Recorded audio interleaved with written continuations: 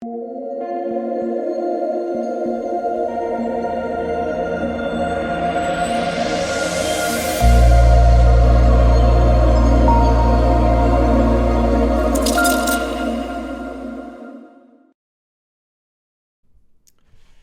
what is going on, guys? It's DK. Back at you with another video here to break down the 10-game NBA main slate on Wednesday. Before I get into the video, if you guys are new to the channel, my name's DK. I make daily videos and live stream for NBA and NFL slates on Draftkings. We're now making videos for NBA Top Shot as well. If you're unable to watch these YouTube videos, I also upload on Apple Podcasts, a link down below. If you're interested in signing up for premium content, I offer that at patreon.com. I offer a couple different packages, an esports package, which includes Call of Duty and CSGO, as well as an NBA package. And then finally, I want to thank PrizePicks for sponsoring the show. If you guys are not familiar with PrizePicks, again, the idea is you are taking over/under on fantasy points, and these will move throughout the day. So right now they have 8 or 9 posted for tomorrow, but they'll have a lot more. And if you see one that you think is, too low or too high, obviously take advantage of it then, because these will move. They do have multiple other sports too. Again, they had college basketball, they have MLB, esports. So if you guys want to sign up, you just go DKDFS. DKDFS, all one word, link down below. You get a 100% match up to $100. And finally, I just want to thank you guys again for the continued support on the videos, live streams, as well as on Twitter. I really, really do appreciate it. If you do enjoy this content, if you hit the like button on the video, subscribe to the channel if you haven't already, and hit the notification. Hit the notification bell so you know to upload videos, you know when I go live. Again, I will be doing a YouTube live stream tomorrow to go over everything. And let's aim for 150 likes on this video, guys. But yeah, with that out of the way, let's jump into it. So before we talk about players and the prices for this 10-game slate, we can look back lineup here from Tuesday. So Tuesday right now, I'm surprised. I'm going to 5x my money right now. These games are just about ending, if not over. 33 seconds left. Just need this game to end. The Clippers Magic game. If that game goes overtime, there could be definitely some tilt in. But yeah, currently winning $500. So went with Westbrook, Jerome Robinson, Gordon Hayward, Denny, Jokic, Devontae Graham, Luke Kennard, and Terrence Mann. So yeah, again, once Beal and Neto got ruled out, I like the Washington guys. Denny Avdija, I've played him twice this year. I think he shot 0 of 20 combined the 2 times I played him. Literally shot like 0 of 9. I know he did make 1. He made his last shot before he fouled out. Gordon Hayward, so I wanted to get different there. I talked about them in Patreon last year. I knew he'd be lower owned. That was a shot I was willing to take, and it worked out for me. Just I knew the upside was there, and I just figured he had 3 straight bad games in a row. I didn't think a lot of people were going to be on him. Used Devontae Graham as well, so kind of used a game stack. Jokic, so yes, he had a floor game. Also MPJ, Jamal Murray shot lights out, especially MPJ. And I didn't watch this game, but I guess they just double team Jokic every single time. So for future games against Philadelphia, we're probably gonna have to avoid Jokic if they're just gonna double, triple team him. And then I use again Kennard, Mann. We did get news that Paul George is out. Also, Marcus Morris was out. I would have loaded up probably on more Clippers guys if I knew that before the Denver game locked. I probably went to Kawhi and a couple more value guys for the Clippers, but nothing more I could do. I was left with Kennard and Mann there at the end. So yeah, that is it for the look back, guys. Hope you had a good night, and let's talk about this 10-game slate. So, Portland, Detroit. We'll start off. Let's go with the Vegas odds, actually. So, let's see. 6 games out right now. Heat and Pacers, a 216 over-under. The Heat are 1.5-point favorites. Blazers, Pistons, a 221 over-under. Blazers, 6.5-point favorites. Knicks and T-Wolves, a 219 over-under. The Knicks are 3.5-point favorites. Raptors and Thunder, a 223.5 over-under. The Raptors, 7.5-point favorites. Kings, Spurs, 231 over-under. Spurs, 2.5-point favorites. And Bucks, Lakers, a 222 over-under. The Bucks are 8.5-point favorites. So starting off on the Portland side, honestly, there's not much here.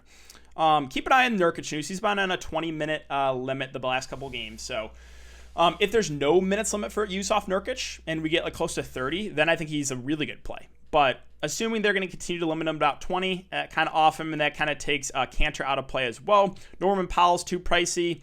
Lillard and CJ just seem priced about right. There's just not much here on the Portland side. Moving on to Detroit. So Jeremy Grant, it is a good matchup. I think viable for tournaments, but again, he's been super scoring dependent and really disappointing recently. I know he got injured. Well, I think that he got injured in that game against Washington, I'm pretty sure. But yeah, again, more of a secondary play. Plumlee got in foul trouble last game, so only played 18 minutes. Normally, we're going to get 25 to 30. Revenge game narrative. He's a decent point per minute guy. I could see going to him in tournaments. But again, there's no real priority plays at the top for me. Scrolling down a bit more, so Hamidou Diallo, the Pistons have been running a pretty deep rotation, but he had a really good game in 27 minutes. I think a viable tournament play. I wouldn't expect 43 again, right? I feel like this is the same situation with Chandler Hutchinson, who had a really good shooting game. Everyone chased it. He was 50% owned. And you saw what happened. So I talked about that 2 slates ago with Moses Brown, right? People are going to look at the most recent game, and that's just going to raise the ownership. So I'm not saying Diallo is a terrible play, but I think he will pick up some ownership and definitely a risky option. Assuming Saban Lee starts the point guard again, I actually think he's an okay value play. Now, he's not going to play massive minutes, but we should get mid-20s minutes. A guy that can do, the peripheral stats as well, can get some assists, a good matchup. So, yeah, I do have some interest there in Saban Lee for value. Wayne Ellington might be back. That might be one more body in the rotation, so keep an eye on that one. If not, like Corey Joseph off the bench has been playing mid-20s minutes. He's actually been decent last couple games. So, yeah, there's a couple guys that are in play here for Detroit. Again, Isaiah Stewart got extended a bit that last game because of Mason Plumlee foul trouble. So really the value guards. I think Saban Lee, Corey Joseph, if there's no Wayne Ellington, are intriguing plays because they're cheap enough where you can use them. Miami, Indy, so 2 pretty solid defensive teams. Not much I like here. I know still in Oladipo. Kendrick Nunn is currently questionable. So even if he's out, I really don't like a ton. Dragic played limited minutes when he started. Ariza 4 or 5 is priced about right. Jimmy and Bam at the top. I think Jimmy would be the guy. He's just been really consistent. Probably gets you somewhere around 40 to 50 fancy points. So, and a guy that can stuff the stat sheet. I think Jimmy is probably the guy I'd look to on the Miami side. Moving on to the Indiana Pacers. So I know they had a big game last game against Washington, but this is a much different matchup against Miami. So like Sabonis, Brogdon, LeVert, I'm probably going to stay away from everyone. Like I just don't like this spot against Miami. Miami's really, really solid defensively. Dallas and Boston. So Dallas side, Luka Doncic had a couple bad games in a row. That absolutely terrible game when he was chalk against Minnesota and a blowout against OKC. I think that will lower the ownership. And I think we do get a bounce back here from Luka. Even though the Boston Celtics are a pretty solid defensive team. So do like Luka's kind of contrarian spend up. Porzingis is fine for tournaments, but the value, some of these guys are priced up from when Luka missed that one game, so I'm probably not going to get too much of the value for Dallas. Sorry if I'm shaky a little bit, guys. That Michigan game took like 10 years off me. Lost at the end. I'm still just like, what a stressful game. So yeah, all right, let's talk about Boston. So keep an eye on Jaylen Brown. If Jaylen Brown's out, I think Jason Tatum is actually one of the better plays in the slate. Should play big minutes, played 40 minutes last game, so would like Jason Tatum a good amount if there's no Jaylen Brown.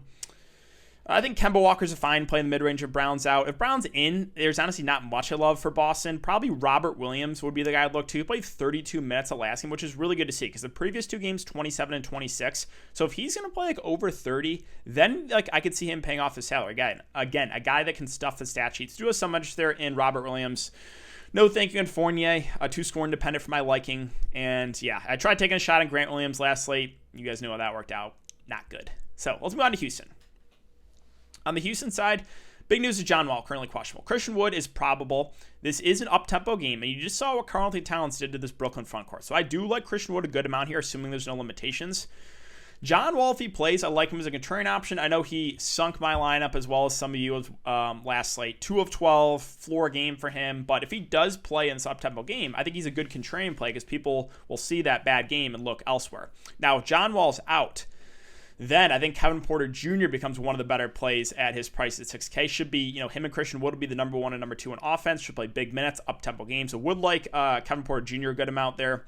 Secondary play, so Kelly Olynyk, if he comes off the bench, I don't have a ton of interest in him at 5'2". Maybe there's an outside chance he starts the 4, but I'm assuming he's going to play more of the backup 5. If he starts, I would have more interest in Kelly Olynyk. If he comes to the bench, not so much. And then other value, like keep an eye on John Wall. Whoever starts for John Wall, if he's out, I think it would be a viable value play. Maybe like Sterling Brown or something. So yeah, keep an eye on that one. And moving on to Brooklyn. So again, it's Harden, it's Kyrie, and basically nothing else. Harden had the massive game last game, revenge game narrative here against Houston, his former team. I think he's going to be pretty popular. I think it's for good reason. So yeah, Harden I think is one of the best plays at the top for sure. If you want to get a little bit contrarian, again, we know everyone's looking at Harden, revenge game narrative. He's had back-to-back huge games. No one's going to play Kyrie. I think Kyrie's an interesting pivot for tournaments. Now, you could definitely run a game stack in this one too. You can go Harden, Kyrie, and run it back with like Kevin Porter Jr. or Christian Wood. Even on a 10-game slate, I think it's actually a viable build for tournaments. And then value, there's just no way I'm touching anyone. No way. Utah, Memphis. Big news, Donovan Mitchell out for personal reasons. So that makes Mike Conley, Joe Ingles, Jordan Clarkson, 3 of the better plays in the mid-range on the slate. Mike Conley gets a massive usage boost, should play about 30 minutes. I think he's a really safe play with upside. Joe Ingles, Also, should start, should play over 30 minutes. I think he's a really safe play with upside. And then even Clarkson, even though he's scoring dependent off the bench, he's going to get a ton of shot attempts up with no Donovan Mitchell. So those three I really like in the mid-range. Again, like all three a lot. Rudy Gobert, I don't know if it does much to him. Again, he's not really like an offensive center. Fine option, but like not a priority. Would rather get to those other three guys I mentioned. Bojan Bogdanovic is at 4.8. Again, he's just so reliant on the scoring. You can go there for tournaments. Royce O'Neal at 4.2K. I could see getting to him. I think the price point makes him in play. I think he plays probably around 30 to 35 minutes. Not a super high usage guy, but hey, with Donovan Mitchell off the court, he becomes more viable. So really, the three mid-range guys, Conley, Ingles, Clarkson, I think O'Neal is viable as well. Moving on to Memphis, not much here. Jonas Valanciunas for tournaments, just because, again, the upside is there. He did have a big game 3 games ago against Utah, went for 46, but again, more of a tournament play. John Morant has been very up and down this season. He has. He had a big 55 fantasy point game against Utah 3 games ago, but then the next game followed up with 18. I just don't know if I can trust it. So probably not going to get to him, and there's really not much else I like here for Memphis. They're running too many guys. I'm probably going to stay away. All right, Toronto and OKC. So on the Toronto side, the top 3 guys are all decent plays. No standouts, though, when everyone's healthy with Lowry, Siakam, Van Fleet. So if you land at any one of those guys, that's fine. OG Anunoby, probably not that price. Again, Gary Trent Jr. is going to play minutes, but he's super reliant in the scoring. There's just not much that stands out. Again, Boucher lost minutes last game. Don't really want to play Rodney Hood. So it's just like everyone's kind of just fine. Like if you land on Lowry, Siakam, or Van Fleet, sure, good matchup. Should play big minutes, but they don't like stand out as amazing plays. On the OKC side, again, Moses Brown, people chased, right? They saw 43 and 50, and they went to him at 7K, and sure enough, went for 24 fantasy. Now, I'm not saying Moses Brown is a bad play, right? Or a bad player. I still think like 7-1, it feels a little bit pricey. I think the upside is there. The consistency, though, I need to see. So I think he's a fine tournament play, but again, also, I know he's been doing a better job recently of staying out of foul trouble, but early on, like he was a guy that fouled out in like 3 straight games. So like at this price, again, that is a little bit concerning. So yeah, Moses Brown viable for tournaments. With the mid-range guys, again, so still the SJ, obviously Horford's done for the year, Dort, Baisley out. So like Maladon, I think is a fine play, should play about 30 minutes, should run the point guard. Isaiah Roby's going to play a lot the 4. He played 34 minutes. If he's going to continue to play like mid-30s minutes, then I do have some interest there in Isaiah Roby. Poiseski at 5-1 should play, again, mid-30s minutes. I think he's also a fair play. Really, like a lot of the guys in the mid-range for OKC are all solid, but like no priority plays. Kind of like Toronto, right? Ty Jerome off the bench at 4 or 5. We probably see around 20 minutes from him. Viable tournament play. Steve Mikhailuk started the last game. We know he's super reliant in the scoring. You can use him as a value option, but again, does have a somewhat low floor. I think we get about 20 minutes from Kenrich Williams. I thought Tony Bradley would play a little bit more off the bench. Only played 14 minutes, which is concerning. Now, who knows? Maybe he gets extended like 20 minutes this game. I think you can go to him as a dart throw in GPPs. He's actually a pretty solid point per minute guy, but really that is it for the Thunder. So let's finish it up here with the last 4 games. New York, Minnesota. On the New York side, I do like Julius Randle because of the matchup. Should play again mid-30s minutes. A guy that can stuff the stat sheet. So back-to-back bad games from him. I'm not super worried about it, right? The Miami was that game was so ugly. So this is a much better matchup. I do have some interest there in Randle.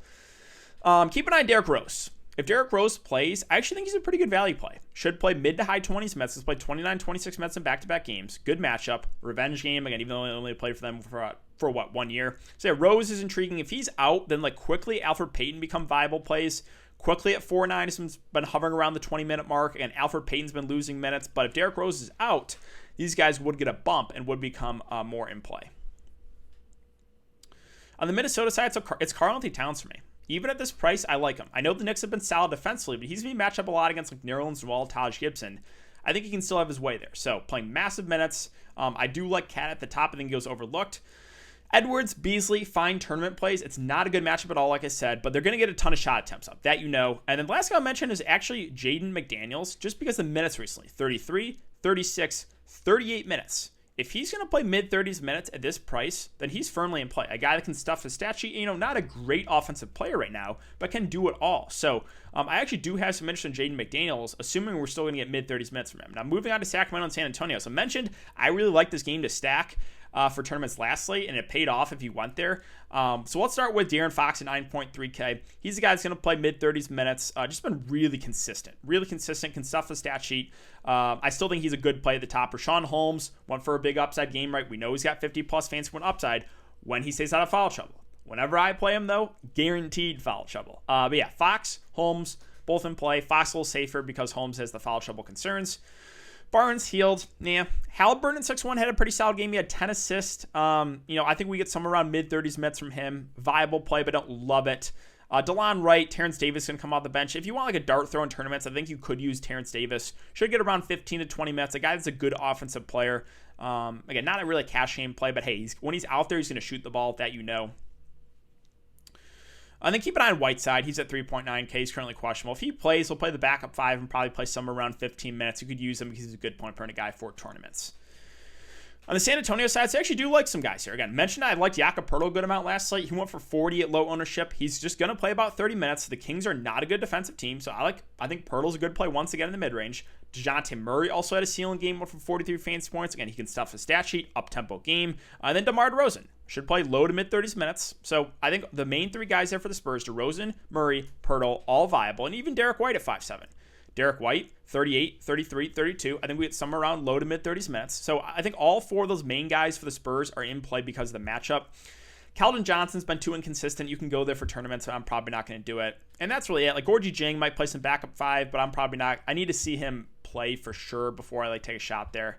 So I guess you could try to take a shot in Jang and hope he plays 15 to 20 minutes, because he's actually a pretty solid point per minute guy, but like there's no guarantee he's going to be in this rotation. So that's what I got for the Spurs. 2 games left, Milwaukee and the Lakers. So Lakers are not a good defensive team when LeBron, AD are out. So Giannis Antetokounmpo, he's been terrible.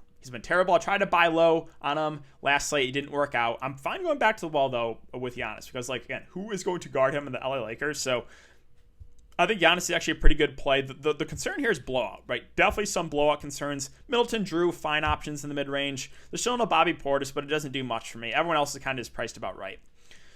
On the Lakers side, a little bit different. So they don't have, at least I'm not seeing it, Andre Drummond in the player pool, unless I'm literally going crazy. He's supposed to play, too. So maybe I don't know if they can add him tomorrow or not. Keep an eye on that. But yeah, I don't see Andre Drummond in his player pool, and they said he's going to play. And they said he's going to start at the 5. So with him starting, completely cross off Harrell. But I still have interest in Kuzma, still have interest in Schroeder. It's going to be interesting to see how Drummond works with this offense, how many minutes he's going to play. And keep an eye if DraftKings adds Drummond to the player pool. If he's at a cheap enough price, I could see taking a shot in him.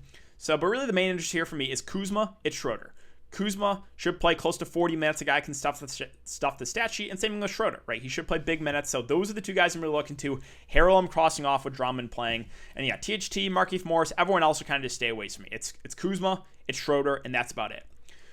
Finally, Chicago. So, Vucevic at the top at 9.1K. Keep an eye on Zach LaVine news. Zach LaVine currently questionable. He's been banged up with that ankle. I'm thinking he leans more towards resting this game. So, if he does, Vucevic is going to be the clear number 1 on offense. I know Phoenix is good defensively, but like I said, the individual matchup is not bad for Vucevic against DeAndre Ayton. So, would like Vucevic a good amount there, assuming Zach LaVine is out. Also, keep an eye on Kobe White. He's currently questionable. If both those guards are out, then I think Tomas Satoransky at 4 or 5 becomes a pretty good value play. He probably gets around 30 minutes. And then I'm curious to see what they would do with the starting lineup. But Patrick Williams could become viable. Like Temple has Denzel. How many minutes is Denzel? But he's kind of been out of the rotation. Garrett Temple, I know he's doubtful. So really, if there's no LaVine, no Kobe White, I think obviously Vooch at the top, Satoransky for value, and then keep an eye on whoever they start for LaVine. Would have some interest there for value as well. And then, yeah, Lord Markkanen at 4.8. I mean, the minutes have been trending down a bit on him since Daniel Tice is there. I don't know if I'm going to get to anyone else. So that's really where my interest lies is Vooch at the top, Satoransky for value, and whoever starts for LaVine if LaVine ends up getting ruled out. Now, if LaVine and Kobe White are both in, then there's really not much that stands out to me. Finally, the Phoenix side. So Once again, DeAndre Ayton is a fine option. I don't, love the matchup going up against Nikola Vucevic, but he should play low to mid 30s minutes. Fair play. Again, Paul, Booker, both fine options, but no priorities here. Paul a little bit safer. Booker has more upside. I think Jay Crowder is a safe value. He's a guy who's going to play about 30 minutes. A guy who can stuff the stat sheet. So, and if you need like a dart throw, I guess Cam Johnson's viable because he's been playing about 20 minutes a game.